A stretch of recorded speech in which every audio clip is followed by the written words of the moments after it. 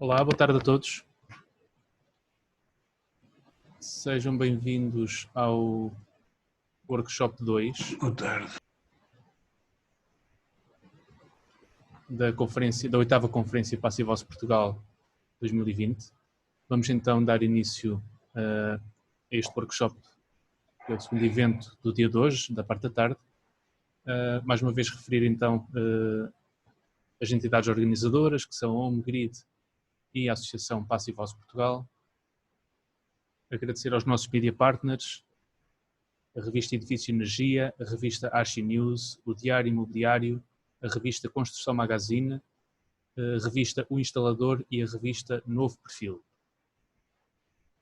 Queremos também agradecer o apoio dos nossos parceiros institucionais, nomeadamente a Classe Mais e a ADEN, a RENAI, a Rede Nacional das Agências de Energia, a Associação Portuguesa dos Comerciantes de Materiais de Construção, a APCMC, a ANCV, Associação Nacional de Coberturas Verdes, a ANFAGE, Associação Nacional de Fabricantes de Janelas Eficientes, a ANPQ, Associação Nacional dos Peritos Qualificados, e agradecer também ao Passive House Institute e ao IFA, o International Passive House Association, e por fim também um agradecimento à Câmara de Comércio Brasil-Alemanha.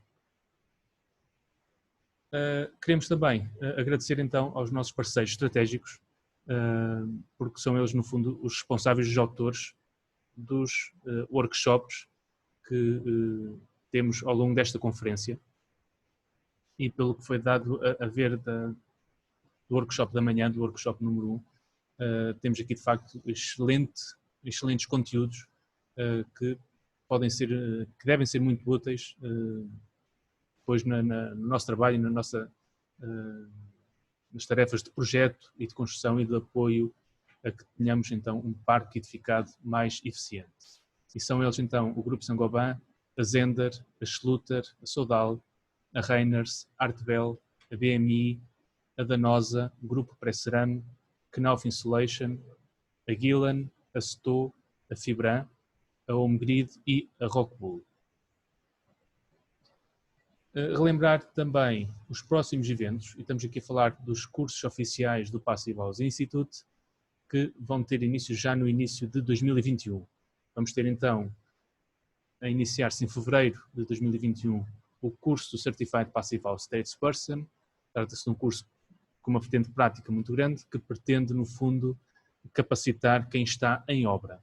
Portanto, quem constrói, quem instala, mas também quem fiscaliza e acompanha a construção de obras. Temos, neste momento, mais de 253 formandos. Também referir o curso Certified Passive House Designer, que se vai iniciar no final de janeiro de 2021, e aqui trata-se de um curso exclusivamente a quem está na área de projeto, portanto, a projetistas e consultores, para que, no fundo, fiquem capacitados a projetar uma Passive House e edifícios com necessidades quase nulas de energia. Temos neste momento na rede já mais de 150 pessoas formadas e tanto em tradesperson como em designers, Portugal ocupa o 7º lugar a nível mundial per capita de pessoas certificadas, o que mostra que temos já capacidade instalada para implementar a Passive House. Vamos então dar início ao workshop 2, só relembrar aqui o funcionamento da sessão. Quem quiser intervir deve ter o microfone ligado, portanto o modo normal é termos sempre o microfone desligado, para evitar ruídos de fundo. Quem quiser intervir deverá ter a câmara ligada, para que seja mais fácil de reconhecer quem está a participar. Podem, ao longo da apresentação, colocar questões e fazer comentários no chat, no bate-papo do Zoom. Estamos também a transmitir este workshop na página do Facebook da Associação Passive House Portugal, via streaming, e lá também podem deixar os vossos comentários e colocar as vossas questões, que serão depois transmitidas aqui aos oradores. Vamos então para o segundo evento da conferência, o Workshop 2. Temos aqui o programa geral dos workshops, que vão decorrer às terças-feiras, hoje e na próxima semana. Temos aqui também o programa da conferência, que decorre às quintas-feiras, as 4 sessões da conferência, e a exposição virtual, que está disponível no programa, portanto conseguem aceder e têm já todos os vídeos e todos os PDFs das soluções que estão presentes aqui na exposição por parte dos nossos parceiros. Relembrar também que da parte da manhã, no Workshop 1, tivemos já a primeira visita guiada ao setor da envolvente opaca. Este foi o Workshop 1, que já assistimos e temos as apresentações, estão gravadas, estão disponíveis no Facebook e estarão disponíveis também no site da Associação. E vamos então entrar aqui no Workshop 2 e este é o programa que temos previsto. Vamos ter a apresentação da Danosa, com soluções construtivas eficientes, e vamos ver toda a gama de soluções que a Danosa tem para responder a este desafio. Vamos ter a apresentação do grupo Presseram, com as diferentes marcas e soluções também do grupo Presseram para a envolvente opaca. Vamos depois mudar de setor e vamos para o setor das janelas, com a apresentação da Gillen, com as soluções da Gillen de janelas eficientes, com certificação Passive House. E por fim, terminar com a Schluter, com a apresentação da Schluter e as soluções de sistemas construtivos de pavimentos, aqui interligados com a climatização. Okay? Vão ser 4 apresentações muito interessantes. Teremos presentes os oradores para depois nas questões e nas perguntas poderem esclarecer as dúvidas que tenham. Vamos então à primeira apresentação da Danosa.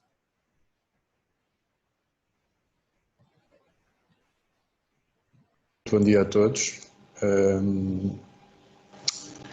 Meu nome é Pedro Ribeiro, sou responsável pelo Departamento Técnico e Comercial da Danosa em Portugal. Eu vou começar por apresentar um bocadinho aquilo que é a nossa empresa, principalmente também a nossa estrutura de apoio de suporte dentro do Departamento Técnico em Portugal, e depois vamos passar então a analisar um bocadinho as soluções que tem a Danosa e a forma como elas podem ser integradas dentro de um contexto, de um conceito de construção passiva, tipo Passive House. O nosso departamento técnico em Portugal é constituído, ou o apoio técnico é assegurado por 2 colegas, pela Catarina Mendes, pela engenheira Catarina Mendes, na zona norte e nas ilhas, e pela engenheira Filipa Barbosa na zona centro e no sul do país. Poderão então retirar os seus contactos desta diapositiva, que eu diria que é um dos aspectos mais importantes que nós vamos abordar durante esta apresentação. Dentro daquilo que é a nossa empresa, um pouco dar-vos um pequeno resumo daquilo que nós somos e em que áreas intervimos, e a nossa dimensão, a nossa estrutura, etc. Portanto, nós somos fabricantes principalmente de impermeabilização, isolamento térmico, isolamento acústico, claraboias e argamassas técnicas. Temos cerca de 56 anos de experiência. A empresa foi fundada em 1964, 435 trabalhadores, e um aspecto também muito importante: reciclamos 8.000 toneladas de plástico reciclado no último ano 2019. Por outro lado, a presença a nível mundial, nós vendemos para cerca de 70 países hoje em dia, e temos 8 filiais e 5 fábricas espalhadas pelo mundo. Em termos de faturação, fechamos 2019 a rondar os 105 milhões de euros e com um correspondente EBITDA de 9 milhões de euros. Um aspecto também muito importante e que nós valorizamos é o índice de satisfação dos nossos clientes, aqui caracterizado numa escala de menos 100 a 100%, com uma classificação, se assim quisermos, de mais 48%, o que para nós é um indicador positivo na medida em que temos ainda um longo caminho para melhorar e com isso satisfazer melhor também os nossos clientes. Dentro já do conceito Passive House, mencionar que nós podemos atuar em dois dos âmbitos principais deste tipo de construção. À vossa esquerda, a envolvente opaca, ok? E à vossa direita, a estanquidade ao ar, com um produto mais recente que nós temos que se denomina Argotec Hermético e que eu passo a caracterizar. É um produto de base cimentícia que permite então garantir a estanquidade ao ar nas ligações, principalmente entre diferentes materiais e destinado principalmente à construção tradicional. Pode ser aplicada a rolo ou a espátula, é de fácil aplicação e garante-nos então a continuidade da estanquidade ao ar neste tipo de soluções. É muito fácil de aplicar e promove também uma excelente aderência. Por outro lado, dentro da envolvente opaca, uma das principais características ou produtos que nós trabalhamos é efetivamente o isolamento térmico. Temos dois tipos de soluções, o isolamento térmico em poliestireno extrudido e o isolamento térmico em policianorato. Aqui está mencionado o isolamento em poliestireno extrudido, porque vamos falar também mais dele à frente, tem características específicas muito direcionadas a este tipo de construção. Okay? As grandes áreas de atividade, impermeabilização, isolamento acústico, térmico e argamassas, e hoje em dia podemos e devemos estar presentes em toda a fase da construção. Temos soluções desde reparação de betão, acústica, térmica, impermeabilizações, etc, e aqui este é um pouco um exemplo disso. Uma das questões mais importantes que nós colocamos aos nossos clientes e que recomendamos é que efetivamente eles sejam críticos, que se questionem e que procurem alternativas entregando valor, ou seja, que queiram servir melhor os clientes deles e que lhe permita então dar melhor assessoria técnica e ou também, porque não, melhor rentabilidade ao nível do seu negócio. É algo, eu coloco este diapositivo com frequência para demonstrar efetivamente que é algo absolutamente crucial e que nós potenciamos, porque só assim é possível que a quantidade de casas passivas que se executam hoje em dia em Portugal possa duplicar, triplicar, quadruplicar, etc. Dentro das soluções da NOSA para as casas passivas, nós vamos começar ou vamos dividir esta abordagem em três grupos principais: coberturas ou terraços, nomeadamente coberturas planas, fachadas ETICS e estruturas enterradas, onde vamos analisar então várias soluções construtivas. Começando dentro daquilo que são coberturas planas, coloca-se logo uma escolha de projeto que eu acho que é importante nós refletirmos e termos consciência da eleição que vamos fazer.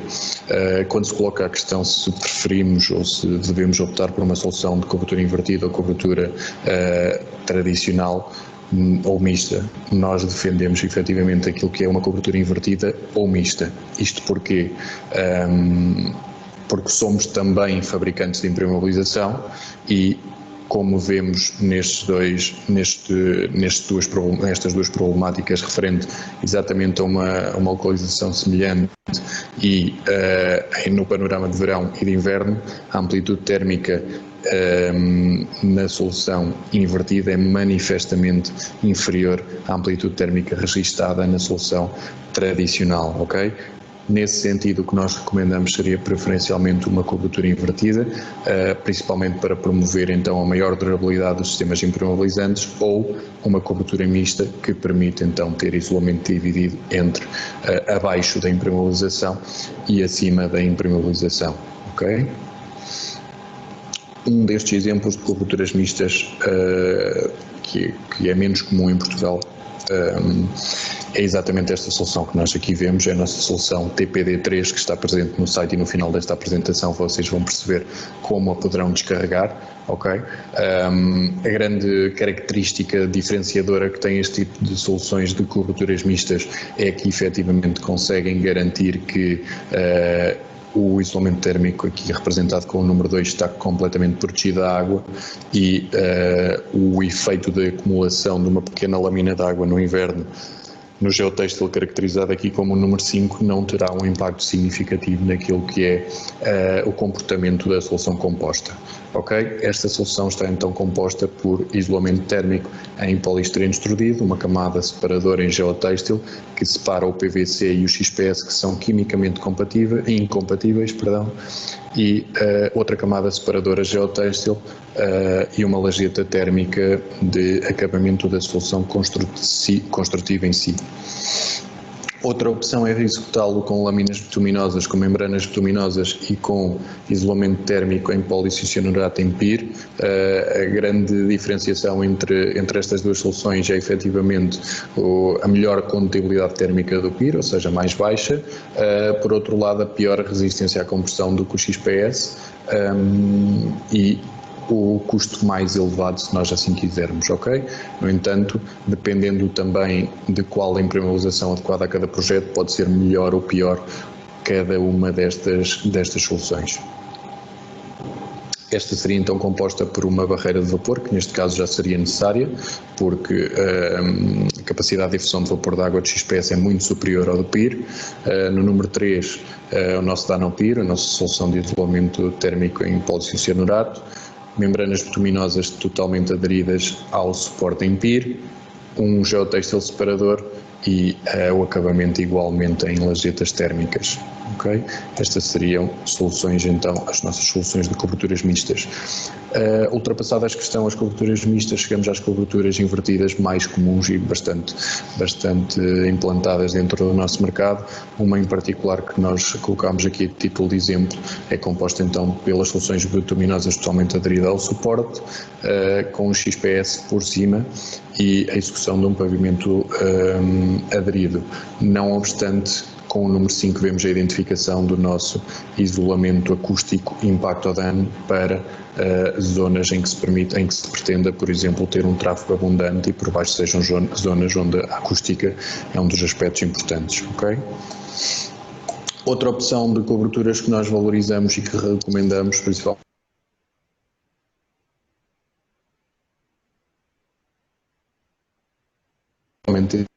extensivas, quer intensivas, mediante a necessidade de manutenção que têm, e elas são então são caracterizadas por uma série de performance que justificam a implantação das mesmas, desde logo a recuperação da natureza dentro das nossas cidades, o aumento do valor do edifício, a redução do consumo energético do próprio edifício, o aumento do tempo de vida útil da cobertura, melhor comportamento térmico e acústico, resistência à penetração das raízes por parte da impermeabilização, a retenção de águas pluviais e o controle do escoamento dessas próprias águas pluviais, a redução do efeito de ilha de calor urbana, etc, etc, etc.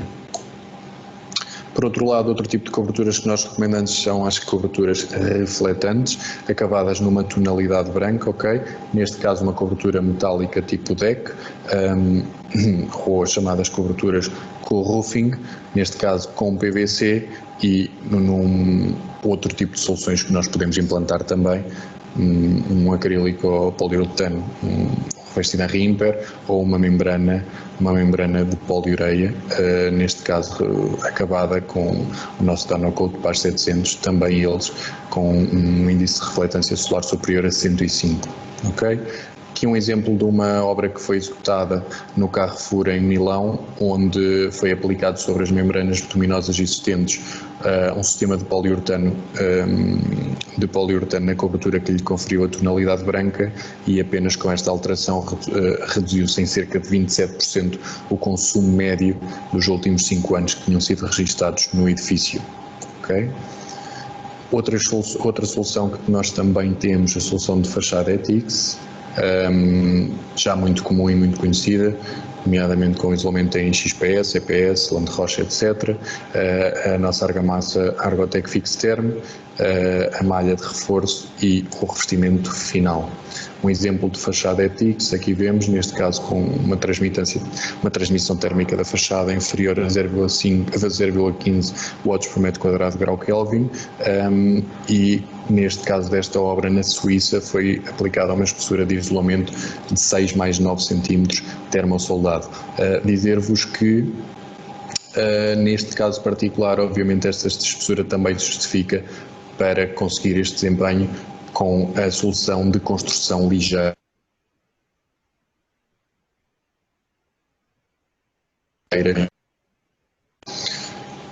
Outras soluções construtivas que nós também desenvolvemos são as estruturas enterradas e a integração das nossas soluções em estruturas enterradas, nomeadamente neste caso em paredes enterradas, onde o que nós vemos é a aplicação de uma impermeabilização de base bituminosa sobre o suporte, a integração do isolamento térmico e de uma membrana drenante para a drenagem das águas circundantes.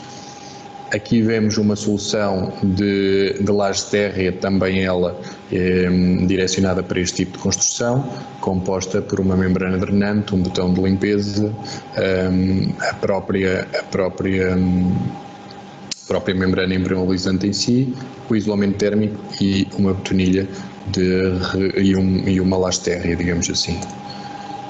Aqui vemos um exemplo de uma solução deste género, onde está aplicado o isolamento térmico, neste caso 10 cm, e por cima dele vai ser executada então a nossa laje e fica então o isolamento térmico visível para poder receber o encosto do isolamento térmico que vem na vertical por parte das fachadas e que pode assegurar então a continuidade deste isolamento térmico ao longo da mesma.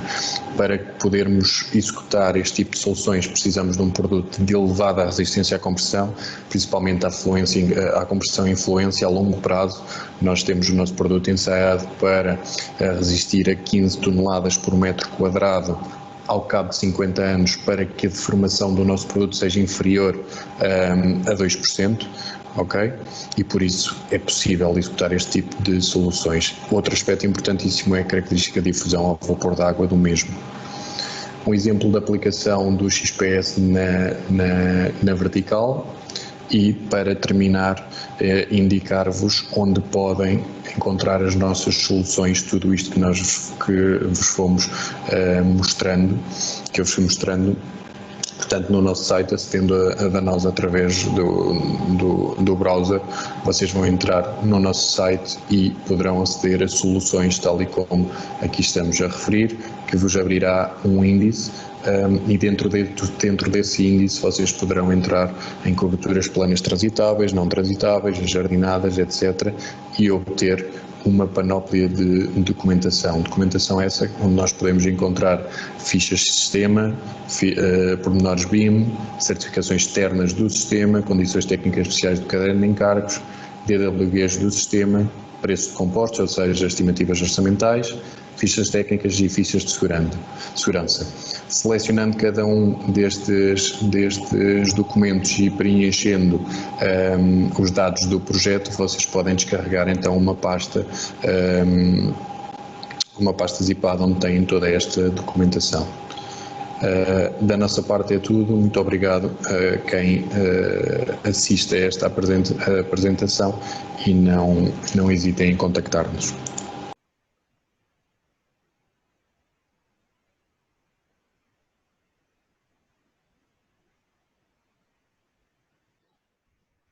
Vamos então passar de imediato ao período de questões. Eu peço ao Pedro que dê um sinal. Viva! Boa tarde. Boa tarde a todos. Tudo bem? Estás no escritório, estamos a ver. Pois vou apanhar o avião daqui a 1 hora. Vou ter que voar hoje, então estou assim meio a correr. Mas estamos disponíveis para o que está a minha colega Filipa também, e nós estamos disponíveis para as questões que acharem pertinentes. Eu participei da parte da manhã também, acabei por assistir e vi lá uma pergunta que acabou por não ser respondida e que se calhar eu começava por aí, que Sim, força. Foi na parte final e perguntavam algo sobre as coberturas jardinadas e a eleição da tipo de impermeabilização para uma cobertura deste género, com critérios é que se podia fazer a eleição de uma impermeabilização para uma cobertura jardinada. Nós, enquanto fabricantes, nós temos toda a tipologia de impermeabilização, ok, desde bituminosas, PVCs, líquidas, poliureias, etc. E dentro das soluções para coberturas jardinadas, enquanto hipóteses, nós temos as soluções bituminosas, o PVC e a poliureia, ok? Seriam aquelas três que nós colocaríamos como hipótese.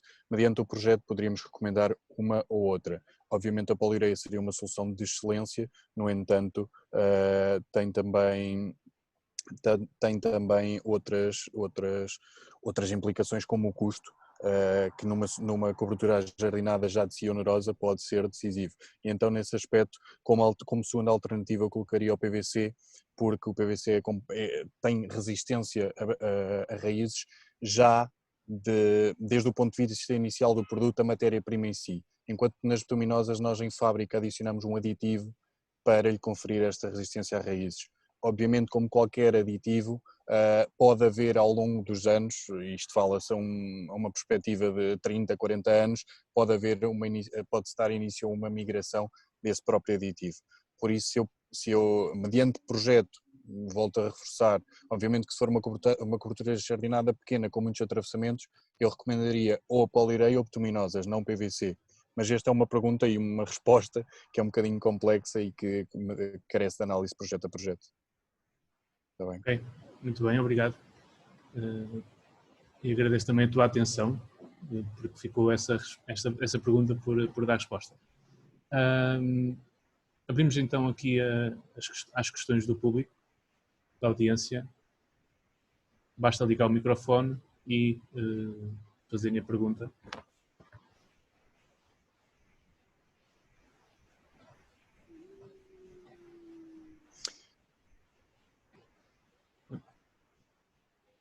Eu tinha aqui uma questão que é relativamente às coberturas altamente refletantes, portanto, em que a tela está exposta.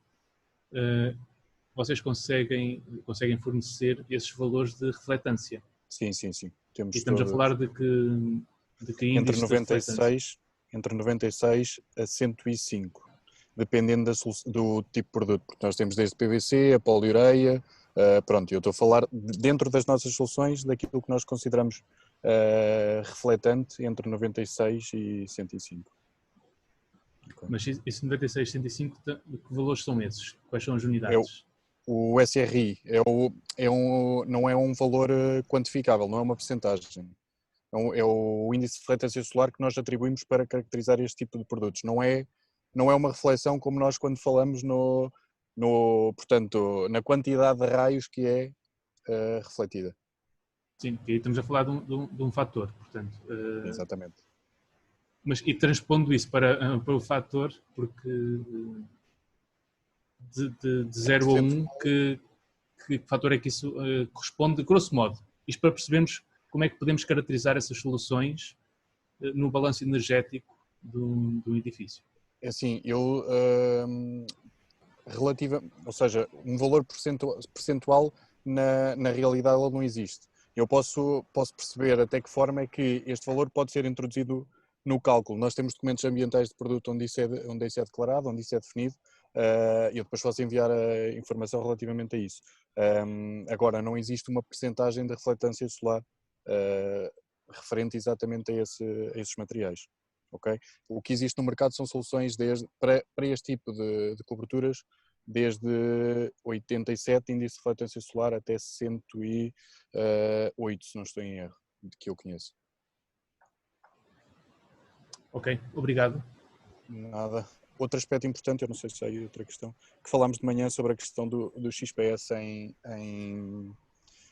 soluções de ETICS e o facto da estabilidade emocional afetar o desempenho do produto, que dizer, nós somos fabricantes de XPS também, que efetivamente é uma realidade em termos de estabilidade emocional. O produto, o XPS não é um produto por si muito estável, é um produto instável, e quando temos fachadas a sul com tonalidades escuras, é normal que ele acabe por dilatar e contrair, e daí que nós não recomendamos conjuntamente com XPS, tonalidades escuras, e essa é uma realidade. Agora, esta particularidade não afeta o desempenho térmico do produto, afeta sim a resistência estrutural da própria ligação das juntas entre as placas. Ok, outro aspecto. Pronto, esta questão da refletância e dos valores levantou aqui algumas dúvidas, depois disso temos... Sim, eu também, como eu digo, Sim, força. Eu vou deixar aqui o meu e-mail. Sim. Eu já introduzi-lo aqui. Ok. Pronto, não sei se há mais alguma questão que queiram colocar ao Pedro e à equipa da Danosa. Então, ele já deixou o e-mail, o contacto direto no chat.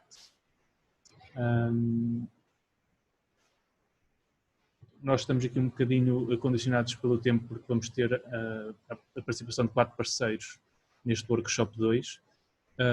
Qualquer dúvida ou questão, entrem diretamente em contacto com os parceiros, é para isso que eles aqui estão, para dar depois essa resposta e esse apoio técnico em cada caso específico. Resta-me então agradecer uma vez mais à Danosa e, nomeadamente ao Pedro Ribeiro, pela apresentação e pela disponibilidade. A apresentação estará depois disponível online também, em vídeo e em PDF. Muito obrigado, Pedro, e faz-me uma boa viagem. Muito obrigado e continuação. Boa conferência e parabéns a vocês pela organização. Tá bom. Obrigado. Muito obrigado. Boa tarde. Vamos então retomar o nosso programa e de seguida vamos então ver a apresentação gravada pelo Ávila e Sousa do grupo Presseram e das soluções que o grupo Presseram tem para a envolvente opaca enquadradas nesta questão da Passive House e do elevado desempenho. Olá, bem-vindos ao workshop do grupo Presseram sobre a envolvente opaca. Nosso objetivo hoje é falarmos soluções para o isolamento térmico de paredes, tetos, coberturas, pavimentos, ou seja, onde se perde 75% da energia num edifício. O primeiro material que eu gostava de falar é a argila expandida Argex. A argila expandida tem um interior poroso que lhe confere características de isolamento térmico e acústico e uma crosta exterior resistente que lhe confere estabilidade dimensional, resistência e que torna um material inalterável com o tempo, ideal para utilização na construção. Está disponível em diversas granulometrias, cada uma delas aconselhada para uma utilização, mas nós dizemos que podemos utilizá-la no edifício desde as fundações à cobertura. Aqui num quadro podem ver um resumo das propriedades do material. Aconselho depois a consultar na exposição virtual que nós temos na 8ª conferência. E a utilização mais comum será a regularização e isolamento térmico e acústico de pisos e de coberturas.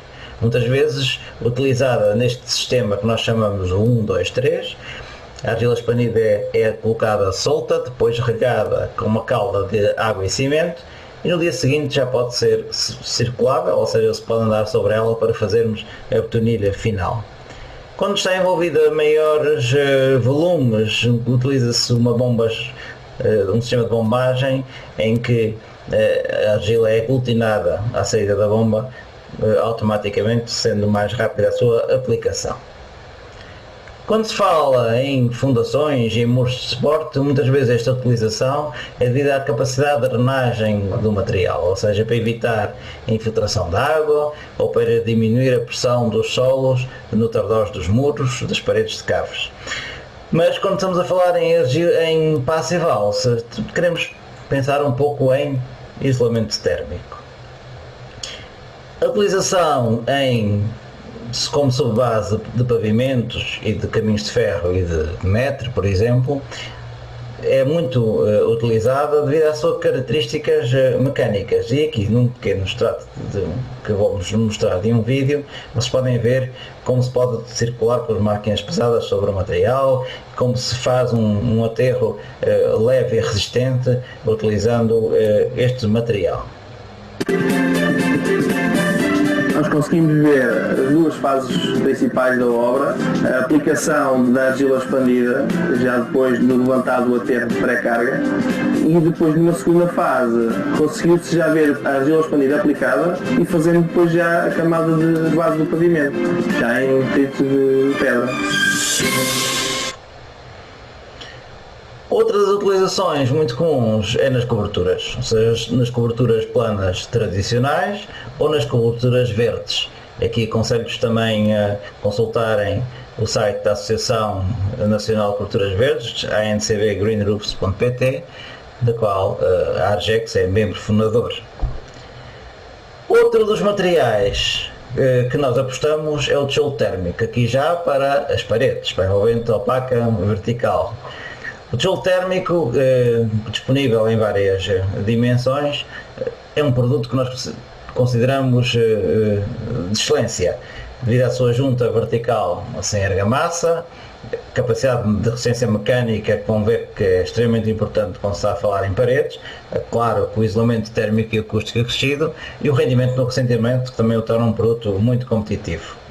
Comparando, por exemplo, um tijolo 24 com um tijolo 22, nós conseguem perceber a diferença entre os materiais, nomeadamente na resistência mecânica, mas também na resistência térmica.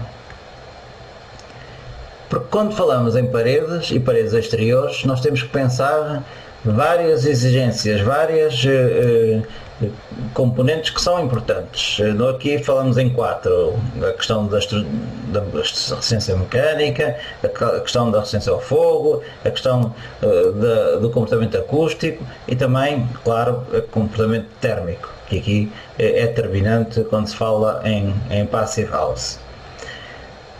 E nós, comparando o quadro regulamentar atual, vemos que já é bastante exigente e as paredes exteriores, conforme a zona climática, têm que atingir valores de transmissão térmica, os DIU, bastante exigentes. E se perceberem um pouco em relação à utilização ou à construção de uma passive house, vão ver que quase que se consegue atingir, com os valores regulamentares, conseguimos atingir o standard da passive house. A exigência é apenas colocar um bocadinho mais de isolamento ou então utilizar um tijolo mais eficiente. Por isso, devido àquelas propriedades todas que eu falei, ao caso da questão da resistência mecânica, da resistência acústica, da resistência térmica, faz com que este produto seja ideal para os sistemas de isolamento pelo exterior, ou seja, também para evitar pontes térmicas, às vezes se utiliza mais este tipo de sistemas e o produto tijolo térmico Bresseran acaba de ser um material que, comparando com os outros tipos de suporte, mais competitivo e mais performante. E aqui faço uma pequena pausa para falar alguns conceitos que muitas vezes nós fabricantes colocamos nas nossas fichas técnicas, mas às vezes o consumidor não os entende muito bem. Ou seja, a questão do que é a condutividade térmica tem a ver com o material, o que é a resistência térmica, ou seja, quando nós falamos um material que é homogéneo, nós podemos declarar a condutividade térmica. Quando falamos de um sistema, de uma solução, nós falamos de uma resistência térmica ou até de um coeficiente de transmissão térmica, que é o chamado U. Por isso é que no nosso tijolo, por exemplo, nós declaramos a resistência térmica e por exemplo, num isolamento local, isto vão ver mais à frente da mineral, nós declaramos a condutividade térmica. São conceitos que nós dominamos, mas que muitas vezes o consumidor faz alguma pequena confusão. Por exemplo, vamos aqui verificar, calcular o coeficiente de transmissão térmica de uma parede composta, em que tem um sistema de isolamento pelo exterior, um ETICS com cortiça de 6 cm, tem o tijolo térmico e tem depois os revestimentos e os rebocos interiores e exteriores, os RSE e o RSI, que são valores tabulados, soma-se tudo, dá uma resistência térmica total, inverte-se e dá o valor de coeficiente de transmissão térmica da parede, que é 0.36 utilizando então o tijolo térmico de 24. E se nós utilizássemos o tijolo térmico, o tijolo tradicional, o tijolo 22, se perceberem, alterando apenas aquele componente, nós pioramos em 22% a transmissão térmica daquela parede, da envolvente no fundo opaco. Ou seja, só para verificarem que efetivamente a utilização deste suporte, ou seja, deste elemento de material de parede, do tijolo térmico, é determinante na composição de uma solução para uma passive house. Depois a questão mecânica, aqui nós vamos um bocadinho mais longe e tentamos perceber, comparar com testes de arrancamento, com a parceria com a EJ, se o tijolo tradicional versus o tijolo térmico, como é que se comportavam um com o outro. É claro que nós sabemos que um tijolo tradicional tem apenas ali, por exemplo, aqui um tijolo 22, tem apenas duas pequenas paredes de argila, e quando vemos com uma bucha tradicional efetivamente as coisas não funcionam bem. Utilizando uma bucha química já se pode fixar melhor, mas com o tijolo térmico efetivamente as coisas são bastante mais fáceis e nós podemos garantir uma fixação muito melhor de uma bucha para um sistema de fachada ventilada ou até para um sistema de ETICS. Aquilo que foi provado foi que utilizando o tijolo tradicional 22 conseguia-se resultados mínimos satisfatórios, mas exigia que fossem revocados. Utilizando o tijolo térmico 24 podia ser das duas formas, ou revoco ou sem revoco. A aplicação do material é muito simples, ou seja, nós utilizamos este sistema de junta interrompida, pode ser com uma pequena régua, e se for bem aplicado é fácil, rápido e a parede fica perfeitamente desempenada. Depois existem uma outra característica interessante, que é a dificuldade em abrir roços, que eu digo que é bom. Porquê? Porque utilizando um sistema mecânico as coisas resolvem-se facilmente e evita-se este tipo de situação, que efetivamente é muito prejudicial para a parede e muito prejudicial para a passive house. A solução muitas vezes utilizada quando se fala depois da questão da envolvente que nós temos que assegurar que não é violada numa passive house, se há utilizar sistemas interiores, em placa de gesso, por exemplo, contra as paredes, que se faz em que toda a questão da estanqueidade ao ar é resolvida no tijolo térmico, ou seja, na parede em tijolo, com argamassas, como foi aqui, por exemplo, no edifício da Torres Boleta, os edifícios passive house mais altos do mundo, e depois faz-se um revestimento de parede, um forro de parede em placa de gesso, completamente desligado da envolvente, para evitar que efetivamente haja alguns pontos de fuga na estanqueidade que têm depois de ser muito difíceis de resolver.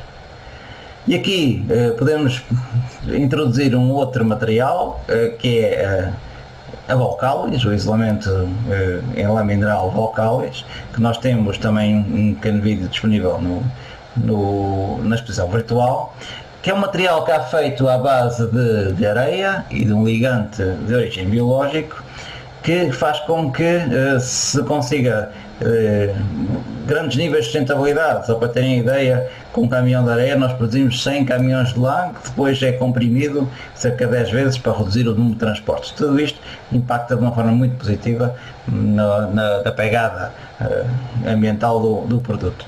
Depois é um produto que é um isolante térmico, é um isolante acústico, é resistente ao fogo, tem características de resistência ao fogo de incombustibilidade e de fácil aplicação e manuseamento. Ou seja, esta questão às vezes também é muito importante para o aplicador e também para quem utiliza o produto. Existe uma gama ampliada de soluções, nós dividimos em 3 compatibilidades diferentes, o Easy, o Comfort e o Alpha, em painel, em roll, com vários tipos de revestimento, cada uma adequada à sua utilização. Porque muitas vezes é preciso diferenciar estes produtos pela utilização que eles vamos utilizar. Por exemplo, aqui nas fachadas ventiladas, que é uma das soluções que nós aconselhamos o nosso produto, a gama alfa será a gama indicada. E aqui vem, neste extrato da ficha técnica, quais são as propriedades que são declaradas para aquela tipo de utilização. Ou seja, numa lâmina hidral, aquilo que nós temos que verificar é qual a utilização recomendada e quais são as características que estão então adequadas. Eles têm um produto que tem uma série de certificações obrigatórias que eles têm que cumprir e outras certificações ou outras marcações de natureza voluntária que nós também temos, como a questão de sustentabilidade, a questão do sistema de gestão da empresa, a qualidade do ar interior, que é um dos produtos que nós temos que pensar cada vez mais, é uma das propriedades importantes nos materiais, e tudo isto está disponível efetivamente no site, na documentação técnica, pode ser retirada e utilizada como levita à construção. Muito obrigado, e é isto que eu tinha para vos trazer. Espero que tenham de alguma forma conseguido retirar algo positivo desta apresentação e estou disponível para alguma pergunta depois que queiram colocar ao longo desta sessão. Muito obrigado.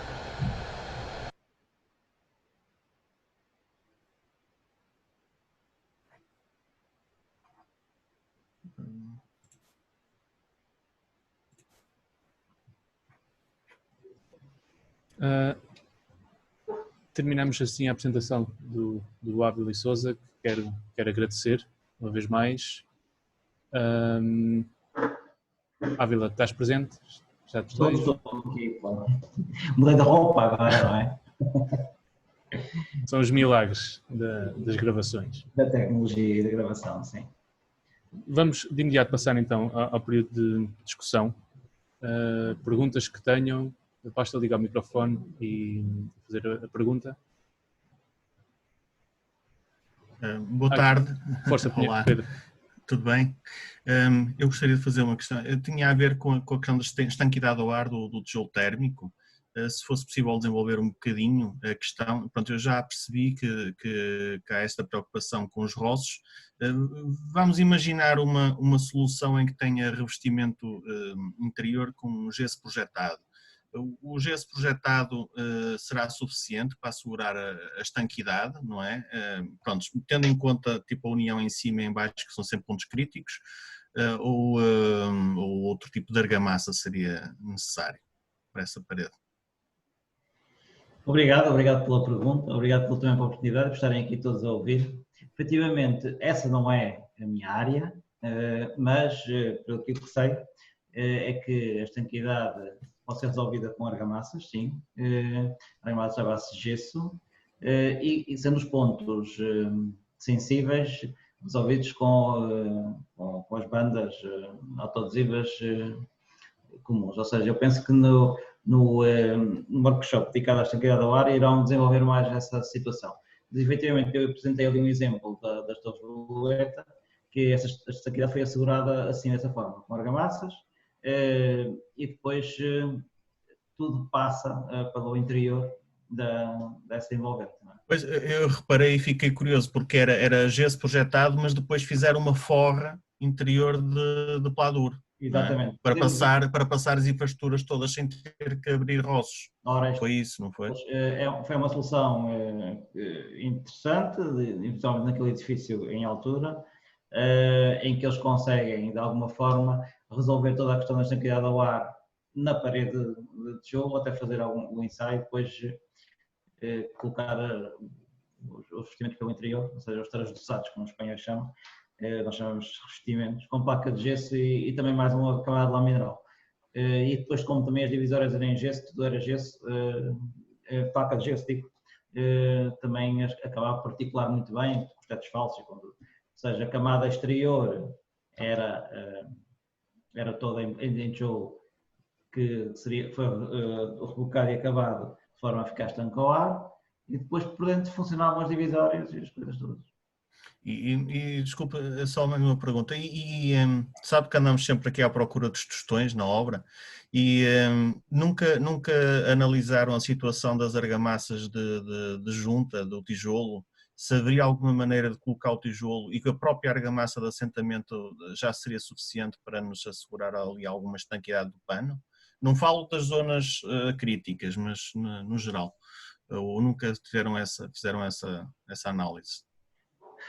Não, porque a própria argila é respirável, ou seja, o próprio tijolo não assegura a estanquidade. Não assegura a estanquidade dessa forma, não. Ok, pronto, percebido. Muito obrigado pela atenção. Obrigado, Pedro. Não sei se há mais alguma questão que queiram colocar. Vimos aqui, de facto... Eu, por acaso, ocorreu-me agora uma questão. Peço desculpa. Força, Pedro. Se não for em argila, se não for tijolo térmico, mas se for barro, não é? Tijolo normal, o barro já é estanque ao ar? A composição do tijolo térmico é idêntica ao tijolo tradicional. O chamado térmico tem a ver com a geometria do tijolo, não tem a ver com o barro. Tem razão. E o barro em si será estanque ao ar ou não garante por causa das fissurações? Essa respirabilidade, ou seja, secar facilmente, poder ir para fora alguma coisa que seja inconveniente. Nas passivals, o que nós queremos é que efetivamente não venha também para dentro, ou seja, e também que não se perca dentro para fora. O que está na parede deve sair para fora naturalmente, do lado de dentro queremos assegurar a estanquidade para a umidade não migrar para o interior e para também o calor não se perder pelo interior, no interior para o exterior. A questão da junta será determinante na contabilidade térmica, ou seja, por isso é que nós fazemos a junta interrompida. Imagina uma junta contínua de argamassa, tem ali uma ponte térmica naquele conjunto. A tendência na Europa é reduzir-se cada vez mais essa espessura de junta, eventualmente ir para um sistema de colas, utilizando tijolos retificados, que é o nosso passo seguinte, e evitar que haja essa transmissão pela argamassa do assentamento, que acaba de ter uma condutividade térmica superior ao argilano. Exatamente. Ok, obrigado. Ok, temos só aqui mais duas questões colocadas no chat. O Eduardo pergunta se existem representantes da Presserame na América do Sul. E depois outra pergunta que é para paredes interiores, qual o melhor tipo de lã mineral? Relativamente à América do Sul, não, efetivamente não. Nós trabalhamos aqui exclusivamente em Portugal e vendemos alguma coisa de tijolo, alguma coisa para as raias de Espanha. É um produto que é muito local, ou seja, o custo de transporte impacta muito no custo final de solução, mas tem acontecido já algumas operações de comercialização à distância, mais para a África do que para a América do Sul. Na América do Sul existem, com certeza, soluções semelhantes, ou pelo menos, se não existem, deveriam existir, empresas que estarão a pensar fabricar tijolo semelhante. Em relação à lã mineral, da nossa gama, aquilo que nós aconselhamos é o alfa, digamos assim, é o produto que tem melhor condutibilidade térmica e tem melhor comportamento acústico, que são duas coisas que serão importantes para as divisórias interiores ou para os tetos suspensos, chamados tetos falsos, outros para o escurecimento do interior das paredes exteriores, das fachadas, aí do envolvente. Aí queremos uma condutibilidade térmica mais baixa possível. Para saber, tem 0,035 a gama alfa e a gama conforto 0,037. São produtos que, devido ao facto de nós produzirmos em Portugal e estarmos aqui com uma tecnologia também bastante evoluída, estão muito mais económicos do que tradicionalmente aparecia o produto no mercado. Ou seja, são lãs que tecnicamente muito boas e a um preço bastante interessante e competitivo. Ok, uma última resposta, uma última pergunta, porque temos de avançar no programa. O João Ferreira pergunta se já equacionaram colocar um produto isolante nos espaços vazios dos tijolos, portanto preenchendo as câmaras de ar com um produto isolante. Isso será talvez o nosso próximo passo. Temos um projeto em desenvolvimento, efetivamente faz sentido, ou seja, desenvolvimento de uma geometria, como já temos também a lã mineral, encontrar um produto que vá casar as duas soluções e que vá maximizar este complemento térmico do tijolo. Portanto, ficam aqui os desafios lançados, isolamento incorporado no próprio tijolo e um tijolo retificado, é isso? É só... Tudo no mesmo produto? Ok. Pronto. Muito obrigado, Ávila. Vamos avançar então. Se puderes, deixa o teu contacto no bate-papo, no chat, para alguma questão que queiram colocar hoje possa já ser transmitida. Vamos então retomar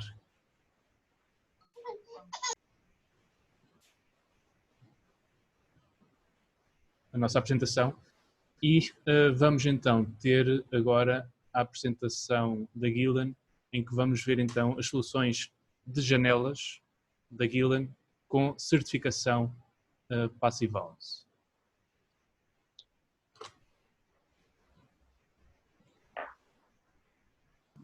Muito boa tarde, meu nome é Hugo Salveta, sou representante da Gela em Portugal e estou aqui para vos dar as boas-vindas ao nosso mundo.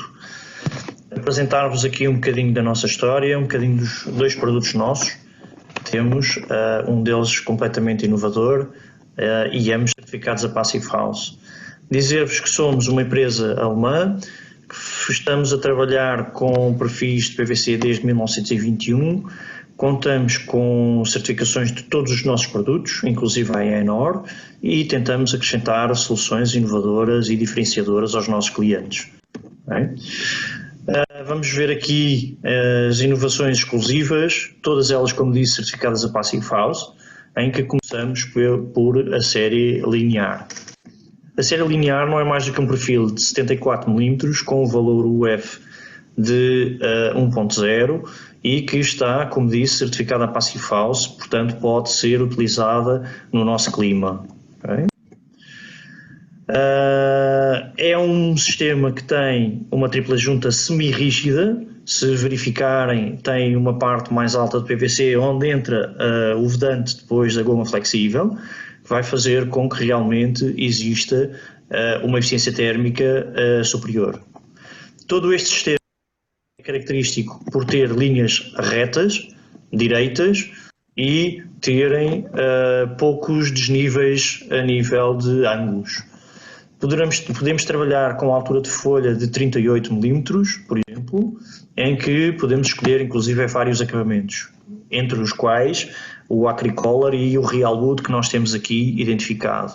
O Real Wood não é mais do que um acabamento específico, exclusivo nosso, em que as madeiras parecem realmente folha de madeira natural. Okay? Fazendo um pequeno resumo, e visto que não temos muito tempo para a apresentação, temos 74 mm de área e folha, temos 3 níveis de vedação, o que optimiza realmente o isolamento térmico. Podemos utilizar vidros até 50 mm, trabalhamos com a nossa tecnologia de STVI. Tem alturas de paredes de sobreposição de 13 mm, o que faz com que a folha tenha uma vista exterior mais pequena, logo é uma folha minimalista, tornando assim a janela com uma área de vidro maior, deixando passar mais luz para o interior também. Dizer-vos também que a junta central flexível oferece um alto grau de eficiência, não só na parte fixa, mas também na parte móvel, o que facilita, inclusive, na altura do processo de fabricação, a rapidez e uma economia superior a nível de gastos. Depois da linear, falar-vos um bocadinho da Cubus, ok? A Cubus, como algumas pessoas conhecem, é a nossa folha oculta, é o nosso topo de gama, é uma janela que tem tudo o que a tecnologia está representado neste sistema, como podem ver, espuma, por exemplo, o acricola exterior, o vidro colado, são as tecnologias que nós empregamos sempre nesta janela. O princípio desta janela é keep it small and simple, ou seja, deixar a janela o mais pequeno possível, sem vistas de grande PVC posterior, e deixá-la o mais simples também possível, como vocês vão verificar num corte que temos aqui à frente. Este perfil tem um valor de UF de 0,88, portanto dos mais baixos que conseguimos encontrar neste preciso momento no mercado. Está certificada a Passive House também, tal e qual como a linear que vimos anteriormente, segundo as normas do IFT UWA 15/2. Neste perfil, vocês podem verificar que o perfil é realmente um quadrado, por isso o nosso nome cubos, e vamos ter sempre vistas de 100 mm a todo ao redor da janela, inclusive nos fixos, nos vãos centrais. Vimos há bocadinho que o Keep It Simple, podemos ver aqui nesta imagem que todo o interior da janela é de linhas direitas e simples para uma eficiência térmica e uma facilidade de manutenção da própria janela, em caso de limpezas, por exemplo. Okay? Esta janela pode ser instalada de 3 tipos, aqui temos 2 delas, a mais tradicional à nossa direita, que a janela entra sobre o substrato, ou poderemos deixar completamente oculta na obra. Há uma terceira hipótese, que é uma semi-oculta. Okay? Esta é uma janela, como vos disse, que da parte exterior, quando está completamente oculta, parece que está um fixo, não se vê perfil absolutamente nenhum, o que vai fazer também com que a janela tenha uma apresentação diferente. Okay?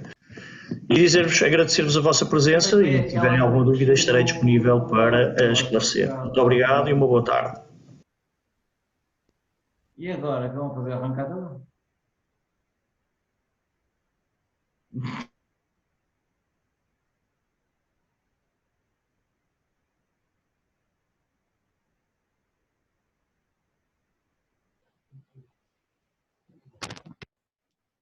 Vamos então de imediato passar aqui à discussão e às questões. Hugo, boa tarde. Boa tarde, João. Boa tarde a todos. Viva. Obrigado pelo vosso convite e dar-vos os parabéns pela iniciativa. E estou ao dispor de questões. Já vi aqui 2. Sim. Pronto, nós é que agradecemos a apresentação e também a tua disponibilidade. Vamos passar então já aqui às questões que foram colocadas então no chat. O Pedro pergunta se existem limitações no tamanho de vãos. Em qual das séries? Na linear ou na cubos? Na cubos podemos fazer elementos até 2,5 metros de altura, okay, com 3 metros de largura. Okay. Na linear é uma janela absolutamente normal de 70, uma série de 70, portanto não tem problema nenhum. Dentro das medidas tradicionais de mercado consegue-se fazer uma janela. Eu penso que quando a pergunta foi feita, tu estavas a apresentar a série linear. Pronto. É uma série de 70 absolutamente normal, não tem grandes limitações. Pode-se trabalhar, inclusive na apresentação nós não vimos, pegando um bocadinho no tema que falámos anteriormente, meter espuma no tijolo do Ávila, há a possibilidade da série vir também com espuma metida para ter um valor UF um bocadinho mais eficiente, inclusive. Agora, é uma série absolutamente normal. Ok. O Pedro pergunta também se dá para montar com grelhas de ventilação autorreguláveis. Grelhas de ventilação, sim, pode-se fazer. Nós temos inclusive 3 sistemas de ventiladores, os designados automáticos trabalham com pressão de vento, os reguláveis manualmente e temos um bocadinho já com a ideia da Passive House das máquinas, que faz retenção de calores, é um bocadinho mais eletrónico, tem que se ligar à domótica da casa. Existem 3 sistemas que nós podemos montar em qualquer uma das nossas séries. Ok. O Gil pergunta se ao nível da segurança, qual é que é a diferença entre as duas soluções? Elas ambas têm classificação máxima de resistência à intrusão. Okay? Desculpa, eu acho que a pergunta é... não estava a ler bem a pergunta. Comparar a solução linear e cubos com castilheiras de alumínio. Não sei se a comparação é com sistemas de alumínio. Pois não sei, mas vamos tentar ver se pode ser a linear e a cubos para as castilheiras de alumínio. Ou seja, todo o PVC é sujeito a resistências de intrusão. Okay? O que poderemos ver, inclusive há vários vídeos na internet a explicar essa situação, que normalmente uma janela de alumínio não é por eu ser vendedor de perfil e trabalhar um trabalho, mas um perfil de alumínio com uma chave, um pé de cabra ou um objeto, consegue-se dobrar o alumínio e rapidamente consegue-se também chegar à ferragem. No caso do PVC, se forem ver os vários vídeos que existem de testes, o PVC dobra, mas é muito mais difícil, tarda muito mais a chegar a essa situação. Portanto, tem uma classificação, como disse há pouco, todas as nossas séries, tirando a série de correr, que essa, como eu costumo dizer, nem devia de existir, mas tem que existir. A nível de eficiência térmica não é tão boa como nós queríamos, mas passa por todas as séries de correr. Todas as nossas séries têm classificação máxima de intrusão. Portanto, a fazer um comparativo, eu não tenho acesso a números de alumínio, mas neste preciso momento, como digo, o PVC é um bocadinho mais difícil de dobrar e fazer a intrusão. Ok. Pedro, força. Vamos. Boa tarde, Rui. Olá, tudo bem? Eu fiquei muito curioso com aquela fotografia que mostrou quando o capoto dobrou a 100% por cima do perfil. Sim. Fez aquele corte a 100%, que é Sim. uma coisa que não se costuma ver em Portugal. Vê-se às vezes dobrar um pouco, nas melhores das opções. Quando muito, dobra um pouco, não é? Mas nunca totalidade. Isto é característico da Cubos? É preciso ter alguma característica especial? A lineagem não é possível? Gostava que desenvolvesse um bocado essa parte. Isto é uma característica da Cubos. Como eu disse, a Cubos é uma folha oculta. Ou seja, imaginemos quem está habituado mais a trabalhar com alumínio é o expoente máximo do PVC, porque não tem bits e pode-se realmente instalar completamente oculto. Nós vistos por fora, a janela é como se tivéssemos um fixo. Agora, logicamente, para fazermos esse tipo de instalação temos que chegar a tempo à obra, falar com o construtor, o arquiteto, para se delinear a instalação de uma janela dessas. Porquê? Porque a vista que está pela parte da frente da janela vai ter que realmente ter uma vista de 100 mm, que é a altura da série. Temos que ter atenção também a quem está a fazer a fabricação e a instalação desta dita janela, que as saídas de água não vão ser pela frente da janela, como tradicionalmente são, mas sim por baixo. Por isso é que tem que ser preparado o substrato a tempo. Está bem? Isto é só uma característica da Cubos. A linear já não dá. A linear é uma janela absolutamente normal que tem que ser instalada como uma janela tradicional. Sim, tem que ser inclusivamente instalada antes do capoto, não é? Sim, exatamente. Por isso é que eu digo que tem que chegar a tempo à obra, ou seja, com bastante antecedência fazer um planeamento de instalação de janela, tanto o caixilheiro como o construtor e o arquiteto, para deixarem esse substrato preparado. Isto parece-me a situação ideal. Nós temos. Se é ideal, nós temos. Em termos de corte térmico, ponto térmica linear naquela zona, é fantástico, porque sim. O perfil é muito bom termicamente, não é? Tem 0,88. 0,88, exatamente. Fica ali o capote por cima, fica ali uma situação perfeita. Exatamente. Pode, inclusive, fazer um isolamento do substrato. Não é? Mas isso depois já tem a ver com as instalações. Deixamos depois para os nossos colegas da instalação. O isolamento do substrato, como assim? Pode deixar, por exemplo, no reboco, em vez de aplicar a janela diretamente ao reboco, ainda pode meter algum isolamento, um XPS, entre a janela e o reboco. Mas deixamos a instalação para os especialistas. Mas não sei se isso fará sentido quando se faz um corte térmico, o prolongamento do isolamento térmico. Sim. Vem desde a parede da alvenaria até cobrir totalmente o coisa, nem sei se isso... Normalmente não se faz, normalmente não se aplica. Agora, já se faz, por exemplo, aqui em Portugal não se faz, em Espanha também não. Na Alemanha tem-se estado a fazer. Mete-se um XPS, inclusive entre a janela e o substrato. Ok? Para lhe dar ali um isolamento extra. Existem agora várias soluções, inclusivamente 3 em 1. Pois, isso é outro campeonato, não é? Isso são isolamentos, instalações. Eu só estou a deixar algumas ideias que se praticam e que eu já vi fazer, inclusive na Alemanha. Okay? Na Alemanha, como sabe, o clima é muito mais agressivo a nível de temperaturas baixas e temos de ter aí outros cuidados. Muito obrigado. Ok. Obrigado, Rui, pela sua questão. Obrigado, Rui. O Pedro Pinheiro pergunta, comparando com a série ES8000, sim, qual a diferença de preço para linear? As diferenças são mínimas. Agora temos que ver que é um produto completamente distinto e estamos a falar também de um produto que tem uma tripla juta semi-rígida. Okay? Agora, a nível de segmentação, vamos dizer que a 8000 é a série para a renovação, uma de 74 mm. Subimos um bocadinho do patamar da gama, temos a linear. A seguir disso temos a 9000, que é a nossa 82,5, e depois teremos a cubos. Isto segmentando a nível de gamas, vamos dizer assim. E de preços, também percebemos isso. Preços também, logicamente. Portanto, a questão de limitação de peso por cada folha, sim, da folha oculta. Neste preciso momento tem que trabalhar sempre, a Cubos trabalha sempre com vidro triplo, ok? Dependentemente do vão, da altura do vão, logicamente, dependentemente do peso, ok? Aquilo que nós temos de indicação é que o peso não pode passar dos 220 kg por folha, ok? Por vão. Portanto, temos que ter atenção a isso, mas tem que ser estudado caso a caso. Ok, aqui a pergunta do Pedro, se a linear equipara a um sistema de alumínio, pronto, isso não se pode comparar, porque há vários tipos de sistema de alumínio e vários tipos de sistema de PVC. Exatamente, João. Obrigado. Rui Farinha pergunta se é possível executar com caixa de store. Sim, sim. A linear sim, a Cubos não. A Cubos não pode receber uma caixa de store. Okay? E uma obra que vai levar uma Cubos normalmente é uma obra já de um segmento superior, as pessoas não vão querer, elas próprias não vão querer no store.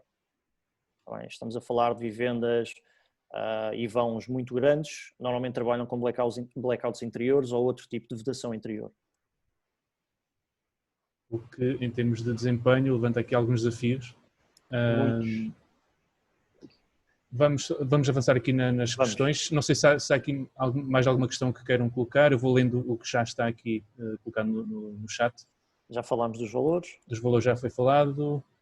O Tiago Coelho, pronto, obviamente tem a ver com os sistemas de alumínio. Quando falamos de sistemas de alumínio ou sistemas PVC, que o que estava a referir-se era a sistemas genéricos, portanto, obviamente, haverá sempre sistemas com diferentes classes de desempenho em termos de segurança à intrusão.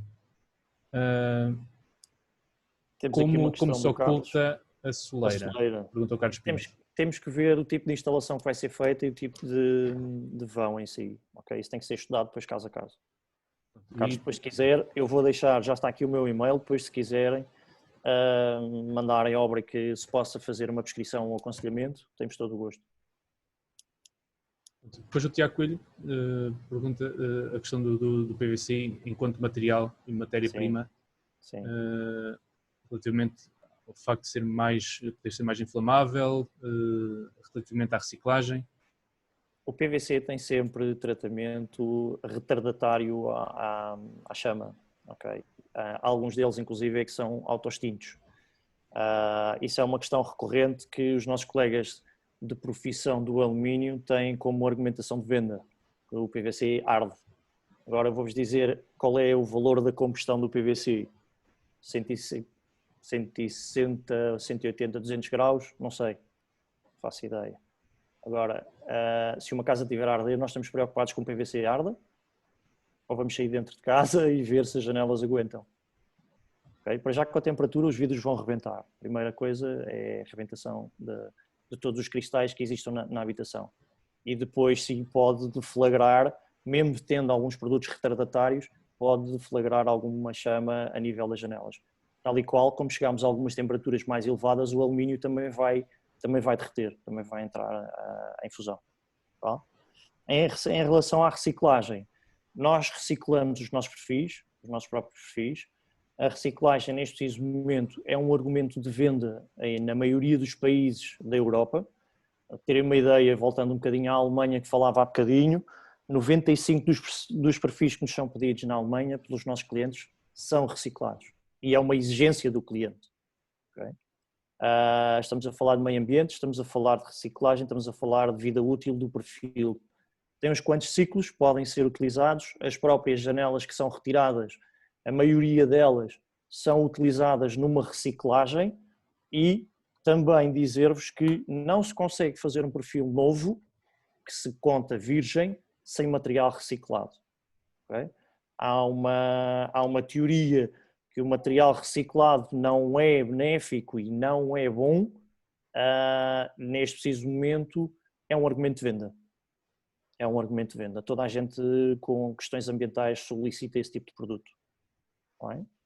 Ok, há aqui uma questão colocada no caso de haver vidro triplo, qual é que é a espessura mínima e máxima? Trabalhamos com 52, 54 milímetros na cubos. Depois tem que ser, como digo, tem que ser analisado também, depende das câmaras, depende da obra em si e do tamanho do vão. Ok, pronto, a Marina só deixa aqui um comentário, que no fundo tem a ver com o desenho bioclimático, não podendo haver stores, a questão das palas de sombreamento, mas isso parte do princípio que temos os vãos orientados a sul. Se estiverem orientados a poente ou nascente, a pala não serve de nada. E também a questão da radiação difusa, que pode representar 30% dos ganhos solares, o que uma pala não resolve. Portanto, atenção quando não temos possibilidade de ter sombreamento solar pelo exterior. Isso levanta, lá está, muitos desafios no desempenho do edifício. Sim. Temos cá para ajudar a analisar o projeto se for preciso. Não sei se há mais alguma questão que queiram colocar. O Pedro Moura colocou portadas na linear absolutamente normal, na cubos, não.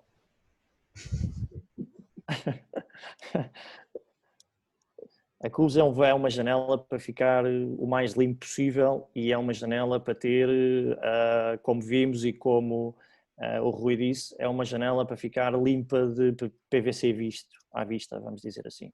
Se possível, esconder todo o PVC para ficarmos só com cristal, só com o vidro. O máximo de luz possível para o interior e a mínima expressão de PVC possível na obra. Ok. Obrigado. Só fazer a questão Sim, Rui. de retirar os stores. Sim. Corrijam-me se estiver errado, mas eu não vejo outra opção, é diminuir o fator solar.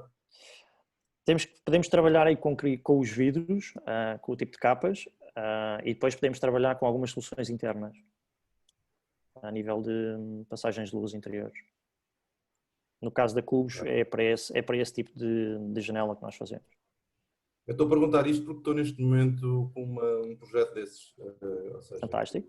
E quer trocar uhum. os vidros que tinham previsto os stores.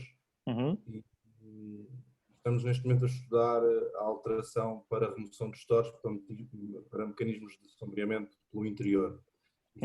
Estou braços com essas questões de o que é que isso vai afetar a térmica, o projeto pré-certificado, se é executível ou não. Não quero chegar ao final do projeto e dizer assim, olha, afinal vais ter que meter aqui uns stores.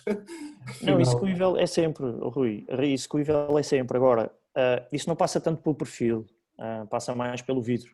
Pelo vidro, exatamente. É baixar o fator solar primeiro e depois é stores interiores, é stores interiores, ou seja, blackouts para perder um bocado da radiação, mas o fator solar vão ter que baixar, por exemplo, de 0,6 para 0,30 e tal, ou 0,40 e pouco, tipo, vão ter que fazer os cálculos para ver qual é que é os ganhos solares e baixar o suficiente. Aqui a questão... Obrigado, João, é isso mesmo. Especialmente nos virados a sul. Sim. A sul é poente. Os a norte não mexem no fator solar, depois os outros dois é que vão ter que ponderar. Vão ter que fazer um valor, se calhar, intermédio entre por exemplo, o GR38 e o GR60 que estavam inicialmente, por exemplo, não sei. Aqui o que nós aconselhamos um bocadinho, João, e vou terminar, sei que tens outra apresentação para pôr, falando um bocadinho de vidros, porque eu venho, antes de estar no PVC, venho dos vidros também, dizer-vos que normalmente a norte e a nascente nós queremos que todos os ganhos energéticos consigam passar para dentro da habitação. Okay? Isto dentro do nosso clima, logicamente. Eu falei 0,6 porque mais que 0,6 é difícil mesmo num vidro triplo, pronto, é só por isso. Fator solar. Sim, no vidro triplo com 0,6 já temos que ir a 2 capas e gás argons. Sim. E trabalhar com câmaras de... Mas também quem vai para um vidro triplo desse, para uma janela dessa, normalmente vai para esse. Não conta nada isso. Pronto. Sim, isso é uma migalha. Na obra em si é uma migalha.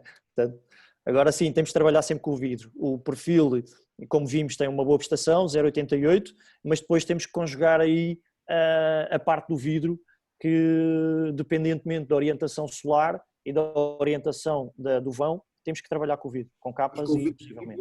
ganhamos outro problema. O vidro triplo tem outro problema, que é muito bom. O U é muito bom, mas depois é muito difícil termos um fator solar alto nos vãos a norte e a nascente, como estava a dizer. É muito difícil ter um vidro triplo, um fator solar alto. Mas é possível, o 0,6 é possível, mais é difícil, sim. Mais que 0,6. Mais que 0,6. O 0,6 é muito pouco. Está bem, pronto, então, mas num vidro duplo consegui aqui a 0,70 e tal. O ideal é nos vãos a norte o máximo possível, não é? Não há mais, mas aí é fácil. Mas ganhas também no coeficiente, no W, vá. E depois é sempre um balanço.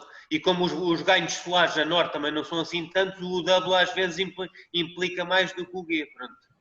Resumidamente, vai depender do balanço energético que é feito para o edifício, de modo a cumprir com o desempenho passivo-alto.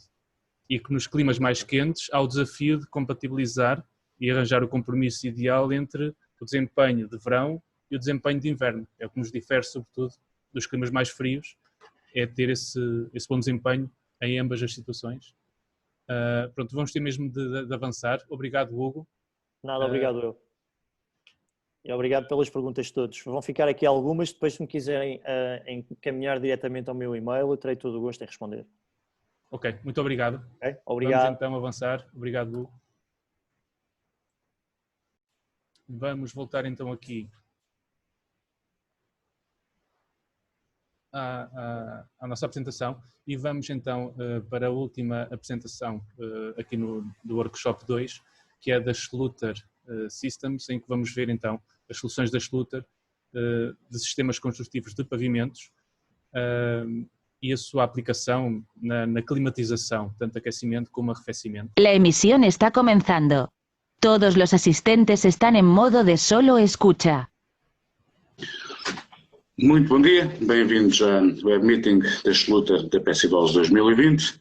Vamos abordar aqui o tema do sistema construtivo de pavimentos e betonilhas da Schluter Systems e abordando o conforto na construção de betonilhas. Antes de abordarmos a questão dos pavimentos radiantes e hidráulicos, tanto para aquecimento e refrigeração, que também, consequentemente, o sistema elétrico, com a tecnologia Ditra, é importante reconhecer e saber como é que surge o sistema Becotec em questões históricas. Nos meados e finais dos anos 70 e 80, com a crise petrolífera, com o aumento do custo do petróleo, houve a necessidade, para diminuir os encargos económicos das famílias do centro da Europa, de tomar medidas do ponto de vista de proteção, de aumentar os níveis de isolamento térmico, tanto ao nível de fachadas, como ao nível também dos pavimentos. Isto levou a uma mudança drástica nas formas e modelos de construção, ou seja, passamos a ter aquilo que foi um modelo construtivo em que as betonilhas são aplicadas sobre uma camada de isolamento térmico. Normalmente e inicialmente uma camada de esferovite, um EPS, ou seja, passamos a ter uma betonilha flutuante. Ou seja, as betonilhas passamos a ter um pavimento flutuante em cima de uma camada de isolamento térmico e acústico também. Ou seja, passamos a ter também ao mesmo tempo um pequeno problema chamado de retração inicial, ou seja, a betonilha com este fenómeno acaba por, durante 28 dias, ter a perda de umidade e ao mesmo tempo também a perda de volume de até aproximadamente 0,5 milímetros em cada metro, ou seja,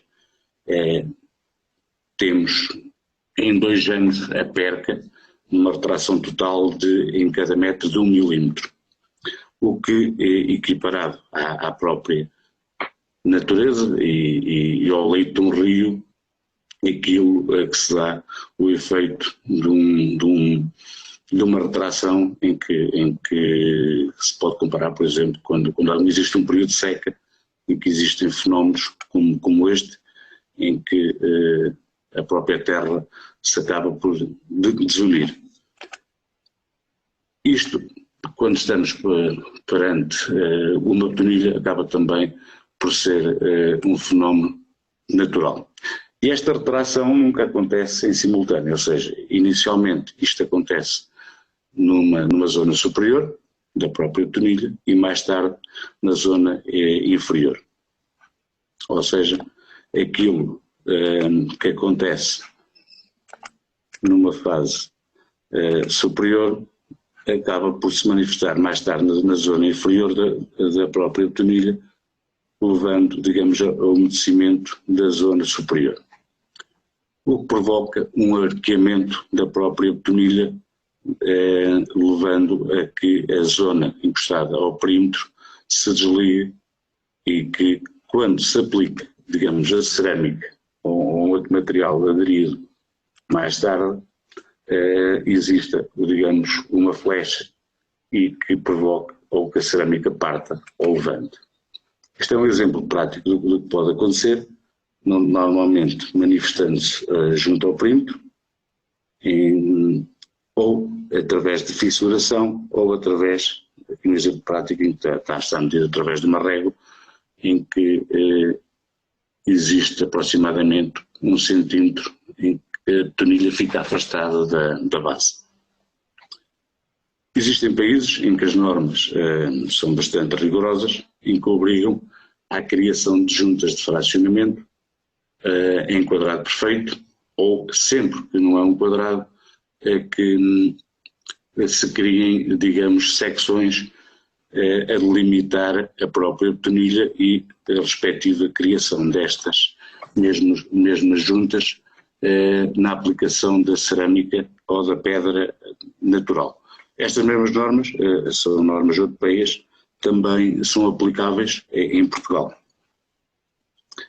E estas mesmas normas também obrigam aqui a um outro fator que é, do ponto de vista de espessura, é que a betonilha sobre a camada de isolamento térmico tenha que ter 45 milímetros.